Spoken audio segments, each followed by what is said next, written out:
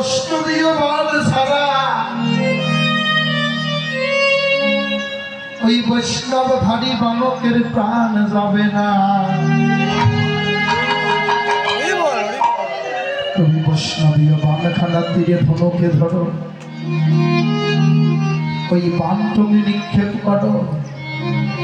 যখনই বিধান দিল মা, যখনই বৈষ্ণবীয় বানখানা ধনুকে ধরে ছেড়ে দিল, ওই বান ওই তীর যেন থপ্ত প্রদক্ষিণ করে